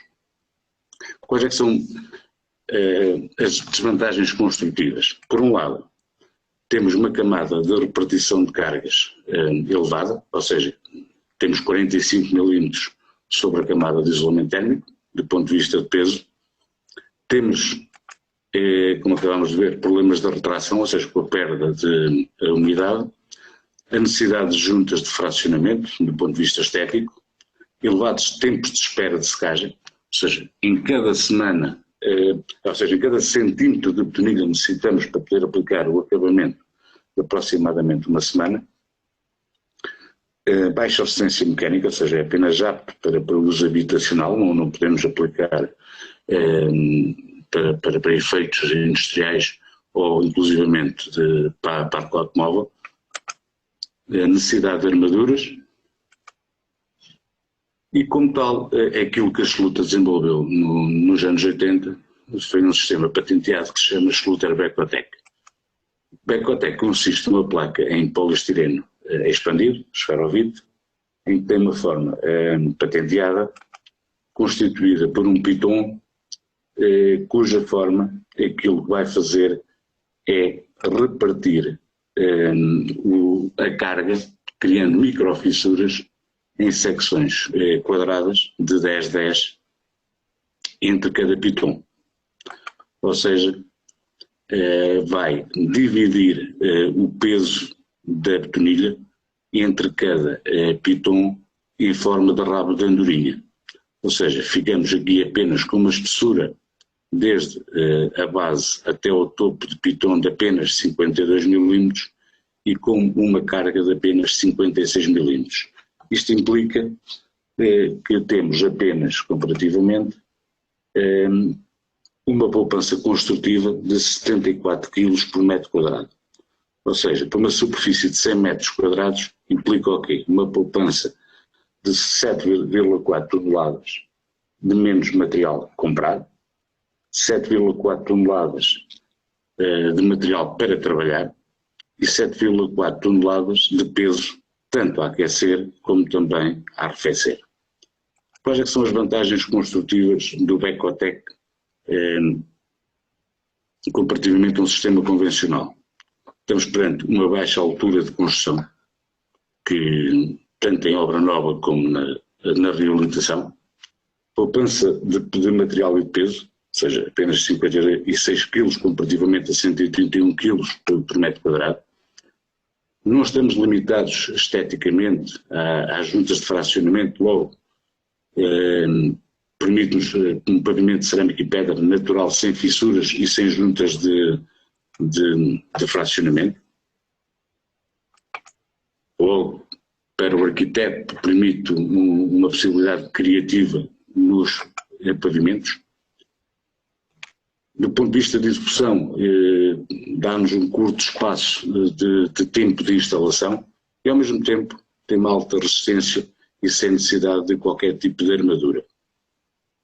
Existem 4 possibilidades construtivas, tanto com isolamento como sem isolamento térmico, normalmente associadas à reabilitação, desde 52 mm mais acabamento até 20 mm mais acabamento, normalmente para a reabilitação quando já existe algum isolamento térmico existente. E depois temos todo o sistema necessário para o efeito, desde os módulos de gestão até aos módulos de distribuição de energia, tubagem, etc. Os coletores, os módulos de controle, etc. Uma grande vantagem que o sistema tem é que, como apenas temos 8 mm de betonilha a trabalhar, não temos tanta necessidade do ponto de vista de aquecimento e de refrigeração. Ou seja, aquilo que nós conseguimos é eliminar a necessidade de aquecer uma temperatura ou de refrigerar de betonilha. Ou seja, em vez de termos uma água a trabalhar a uma alta temperatura, ou seja, vencer uma betonilha tão grande, conseguimos baixar aproximadamente 30% de delta. Ou seja, entre a ida e o retorno da água, conseguimos poupar aproximadamente 30% de energia, comparativamente a um sistema convencional de aquecimento radiante. O que também nos dá a vantagem de uma regulação de temperatura gradual. Na função de calor, comparativamente, podemos ter uma temperatura no exterior de menos 5 graus, a água é circular a 30 graus centígrados, tendo uma temperatura do pavimento a 24 graus e uma forma muito rapidamente teremos o ambiente a 21 graus centígrados. Isto foi um ensaio realizado em que temos a temperatura a 45 graus e o radiante, temperatura de impulsão é 30 graus, logo conseguimos um alto rendimento energético. Logo, se conseguirmos também baixar a temperatura à noite, ainda conseguimos poupar muito mais energia. Aqui uma gravação termográfica, arranque do aquecimento às 10 da manhã, temperatura da superfície 16 graus, primeira imagem tomada às 10h10, temperatura da superfície às 18, primeira imagem às 10h10 e a temperatura da superfície com 18,5. Às 10h20 já estavam 19 graus e meio, às 10h30 estavam 21 graus, às 10h40 22 graus e meio, logo conseguimos ganhar em aproximadamente 40 minutos ter a casa devidamente climatizada. E sempre com uma temperatura de impulsão o mais plana possível, ou seja, sem grandes amplitudes térmicas. Mas o sistema Becotec não se limita a fazer o aquecimento, ou seja, também a grande vantagem desse sistema é a possibilidade de fazer a refrigeração. E de uma forma não ativa, como acontece no frigorífico, etc., mas utilizando meios de produção passivos. Quais é que são os meios ativos? Normais, os splits, o ar-condicionado em veículos automóveis, os geladores, os geradores de água fria, em que têm potências de 150 a 200 watts, em que nós utilizamos os meios passivos, desde bombas aerotérmicas, coletores, e também temos casos em que utilizamos a água do próprio poço, tem uma temperatura constante de 16 graus, na zona de Penafiel, é o único meio que utilizamos para fazer o sistema de refrigeração. Existe sempre a eterna dúvida se efetivamente o Becotec funciona como refrigeração, e já há 7 ou 8 anos que temos muitas obras em que temos a certeza absoluta, e com relatos vivos pelos próprios donos de obra, em que efetivamente nos dizem que sim, não precisam de mais meio algum para garantir a eficácia do sistema. Na função frio, temperatura exterior 38 graus, temperatura interior 30 graus, isto é muito fácil no interior de Portugal, temperatura do pavimento a 24 graus, temperatura de impulsão a 19, e conseguimos muito facilmente colocar a temperatura ambiente a 24 graus. Ou seja, e sem nunca ter o problema da condensação, que é o grande entrave da refrigeração nos pavimentos radiantes, e que pode provocar, inclusivamente nos coletores, que fico um bocadinho no mesmo. Aqui os ensaios e os diagramas, e também os testes que nos levaram a poder garantir a refrigeração no sistema. Aqui os vários tipos de placas, as várias quantidades, enquanto no sistema convencional os vários consumos que tem. Ou seja, além de todas estas vantagens, também o menor consumo que tem em termos de material também torna o sistema muito mais passivo do que um sistema convencional. Mas não está limitado única e simplesmente à cerâmica, também é um sistema que é pacífico de se aplicar tanto com madeira, como com microcimento, como com flutuante, como com vinil, ou seja, é um sistema versátil para todos os tipos de acabamento. Um serviço que nós prestamos está na fase de planificação, ou seja, para o projetista, como para o dono de obra, apenas necessitamos que nos envie a planta. Nós fazemos todo o estudo técnico, fazemos todo o acompanhamento em termos de orçamentação, devidamente detalhado, ou seja, com todos os elementos necessários para a obra, quantidade de coletores, cabeças, dimensionamento do tubo, etc. O acompanhamento em obra para a correta instalação. Um aspecto muito importante desse sistema é a interligação com os nossos sistemas, inclusivamente o sistema de duche, possibilidade de interligar o sistema de climatização aos duches. Pode parecer irrelevante levar o sistema de aquecimento para o duche, mas é muito importante levar mais 1 metro quadrado de aquecimento, sobretudo na casa de banho, que é a zona que nós mais precisamos de aquecimento, colocar mais 1 metro quadrado na zona que nós mais precisamos, mas também por questões higiênicas, para ajudar a evaporar mais rapidamente a água. Logo, do ponto de vista de climatização, temos um pavimento radiante de rápida reação, distribuição homogénea do calor e do frio, baixos custos de climatização pela baixa temperatura inicial, compatibilidade efetiva com fontes de calor regenerativas, um sistema cómodo, ou seja, não tem muito trabalho, é higiênico e é saudável e efetivamente faz arrefecimento. E tem uma poupança de energia, porque com a diminuição de temperatura de impulsão consegue-se 1 grau de energia entre 2% a 3% de consumo.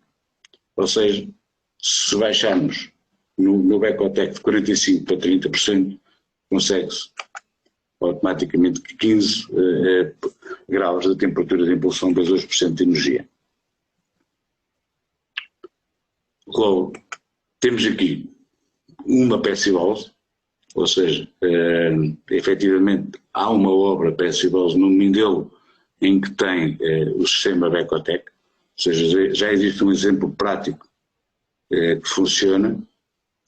Depois existe sempre a entrar na questão, quanto é que consome o sistema Becotec? Consome menos. No fórum da casa existem alguns exemplos práticos. Isto é uma obra na zona da albergaria.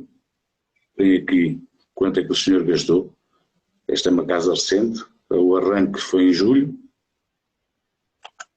Isto é uma moradia na zona de Ferreira do César.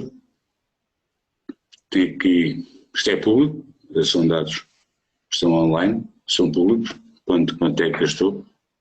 Isto é outra moradia. É mesmo. Houve aqui uma sobreposição, falta-me aqui uma em torno de Moncorvo, também bastante grande, mas em que os valores também são muito idênticos a este. Pronto, alguma dúvida? Estamos ao inteiro dispor. Tenho aqui os contactos e da minha parte está tudo. Muito obrigado e estamos ao inteiro dispor.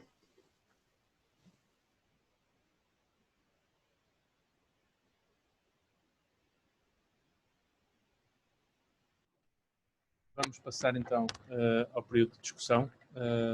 Quero agradecer mais uma vez ao Paulo a apresentação. Eu penso que o Paulo já está disponível online. Já está aqui na sala connosco.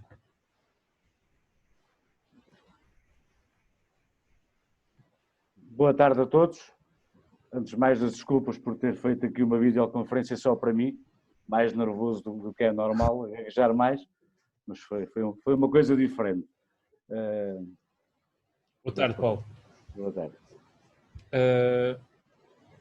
Agradeço a tua disponibilidade. Vamos então passar aqui ao período de questões, ao período final deste segundo workshop.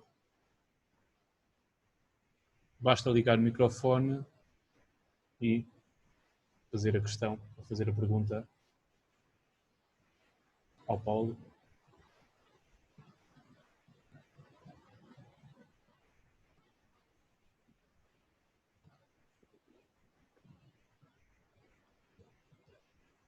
Aqui no chat há uns comentários sobre o ciclismo, mas penso que isso não tem muito a ver com a Passive House. Não, porque aliás já não tenho andado de bicicleta há bastante tempo, não. Eu não sei quem é que é 980741. Alguém que se calhar sabe andar de bicicleta e já não precisa de rodinhas. Não sei.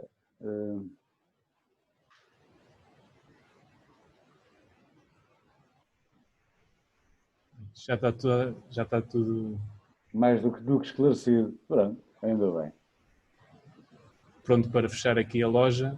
Não sei se há alguma questão que queiram colocar no bate-papo. Eu aproveitava só para, se puderes deixar aqui o teu contacto direto. Sim, dou sim senhor, 96-8289-015. Ou então se calhar é preferível escrever, não? Para ficar registado. É melhor. Eu tenho pouca luz. Há uma questão colocada aqui no chat sobre os custos da solução. Ok, é assim, só um bocadinho enquanto escrevo.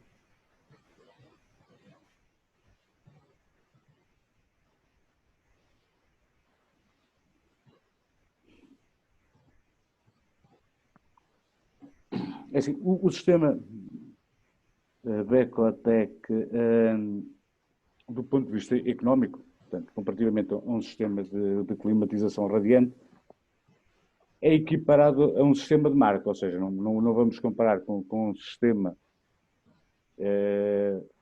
low cost, ou um sistema sem marca, é muito equiparável. Dizer que fica tanto por metro quadrado é muito complexo, porquê? Porque cada caso é um caso, ou seja, precisamos sempre a da planta, porque há elementos que são fixos, não é? Tanto a placa como o tubo, mas depois há outros elementos que variam da área da divisão, porque um termostato é sempre calculado por divisão, depois o armário é dimensionado mediante a área da casa, o número de coletores mediante o número de circuitos, ou seja, é sempre preferível enviar para nós a planta e mediante isso nós fazemos o estudo económico.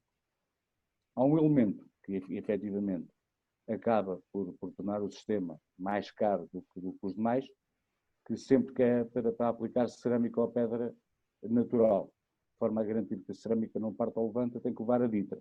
A única questão que pode tornar a solução economicamente mais cara do que um sistema de outras marcas, mas comparativamente também tem outra vantagem que garante, como a Polissur, que a cerâmica não vai partir ao levantar e que também não precisa de juntas de fracionamento. Mas é tal coisa. Falar em termos de preço é sempre muito complicado.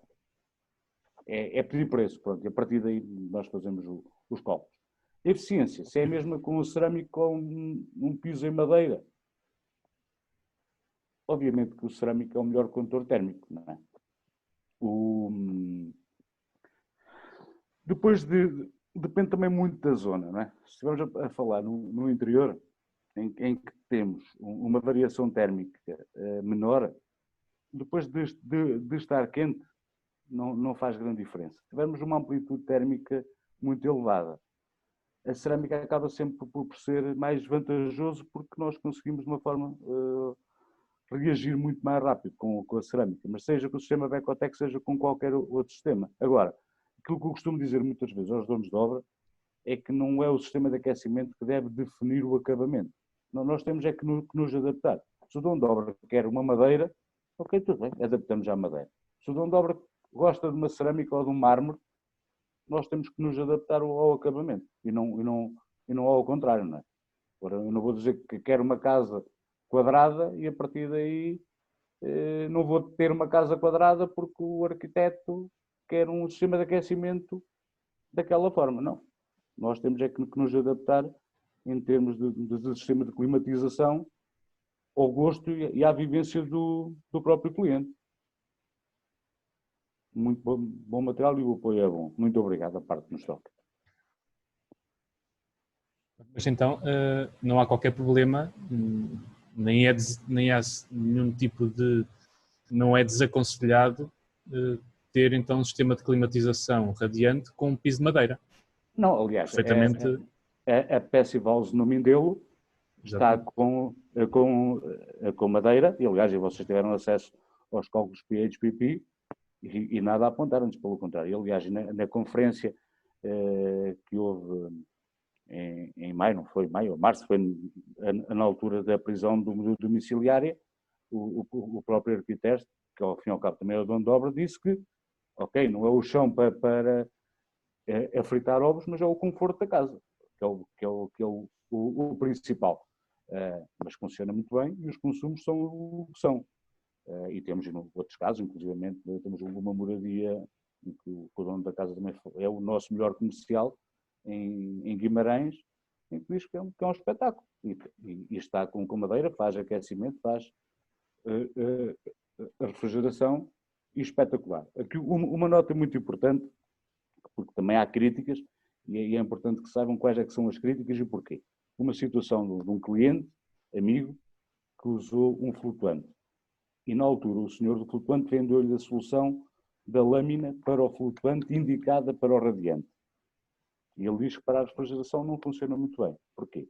Essa lâmina, aquela espuma que se aplica antes do flutuante, quando dizem que é indicada para o radiante, não se deve confundir a espuma para o radiante elétrico, que é uma espuma de isolamento térmico, para a espuma indicada para um radiante hidráulico. Se é uma espuma que vai fazer isolamento térmico, obviamente não funciona tão bem, porque tem resistência térmica, e como tal a crítica dele vem daí. Não custa nada ligarem para mim e perguntar: Paulo, a espuma que me estão a propor é esta, tem esta resistência térmica, aplico ou não? Agora, neste momento, ele está-se a queixar que não funciona tão bem na refrigeração, quando a causa não tem nada a ver com o sistema Vecotec, tem a ver com uma espuma que está a fazer o inverso. Quando se tivesse aplicado uma lâmina tipo um para-vapor, tinha resolvido o problema da fricção, que é por isso que essas espumas funcionam, e sem problema absolutamente algum. E aqui, mais uma vez, é aquilo que procuramos focar sempre, é que as soluções têm de ser definidas no projeto. E o projeto serve precisamente para definir as soluções e não deixarmos depois o projeto e a obra ao Deus dará e sujeito às sugestões. E à experimentação. Portanto, as soluções têm de ser pensadas e definidas de uma forma integral. Não sei se há mais alguma questão que queiram colocar.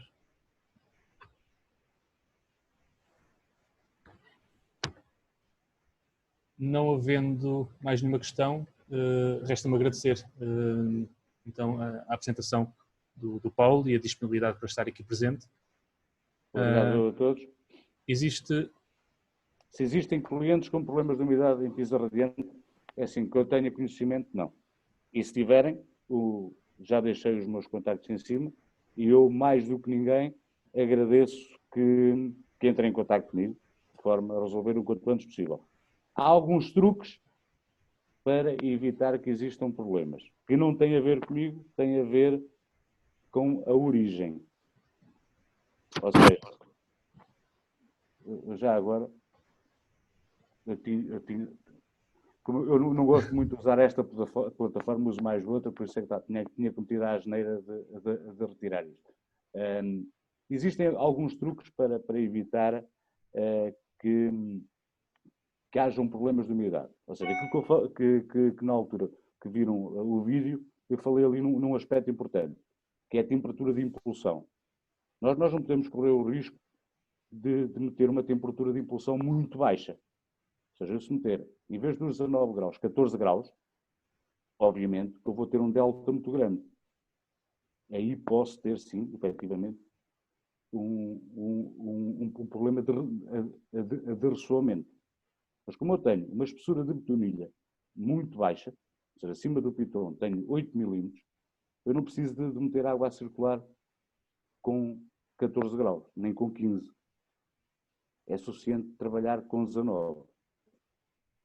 Mas se a temperatura exterior for muito elevada, e não podemos apenas pensar que todas as casas são passivas, nem todas as casas têm bandas de tanques ao ar, nem todas as casas têm uma boa caixilharia.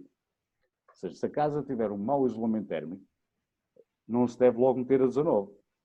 Aquilo que eu posso fazer é meter a bomba de calor a trabalhar com base no ΔT. Ou seja, ir gradualmente baixando a temperatura até atingir os 19. E assim eu evito que, desta forma, exista condensação. Agora, se eu for logo com a sede toda ao pote, estou sujeito a constipar-me. E aqui dentro do poço. Agora, que eu tenha conhecimento, não. Se tiverem, é questão de entrar em contato comigo. Eu, embora de máquinas perceba pouco, de bombas de calor, mas também acho que com o apoio de quem vende as máquinas posso ajudar a resolver. Ok, muito obrigado, Paulo, uma vez mais. Obrigado eu. Vamos então passar aqui ao encerramento deste segundo workshop. Lembrar mais uma vez que as apresentações irão estar depois todas disponíveis online, tanto em vídeo como em PDF. Na próxima terça-feira, no dia 24 de novembro, teremos então os dois restantes workshops, Workshop 3 e Workshop 4. Na próxima sessão, que será na quinta-feira, dia 19 de novembro, vamos então ter as duas primeiras sessões da conferência.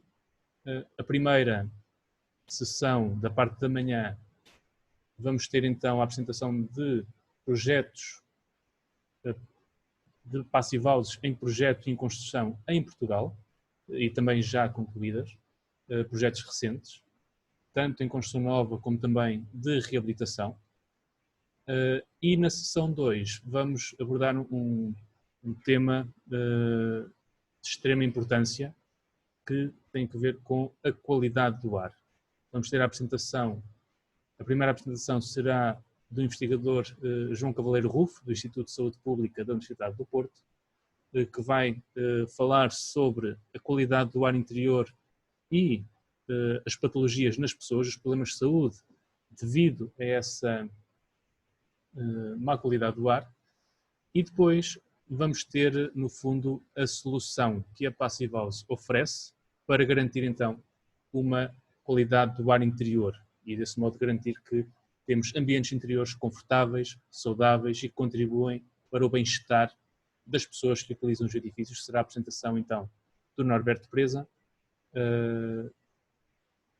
que é sócio da Climacom e é também um dos membros da direção da Associação Passivhaus Portugal. Este será, então, o programa que vamos ter na próxima quinta-feira, sessão 1 da parte da manhã e sessão 2 da parte da tarde. Portanto, se ainda não fizeram a inscrição, aproveitem e façam a inscrição, tragam amigos e colegas para participar e tirar partido de toda a informação de qualidade que está a ser partilhada. Vamos então lembrar aqui mais uma vez, o programa já está disponível online com a exposição de todos os parceiros, organizada por setor. Podem aceder aos PDFs e aos vídeos de cada parceiro. Deixar aqui mais uma vez o apelo para se juntarem a nós, tornem-se membros da Associação Passivhaus Portugal e juntos vamos construir o futuro que queremos. E deixar para o final, então, os agradecimentos aos parceiros institucionais, aos parceiros estratégicos, aos nossos media partners e a todos vocês que estiveram presentes, então, neste primeiro dia da Conferência Passivhaus Portugal 2020. Obrigado a todos. Muito obrigado. Obrigado, João.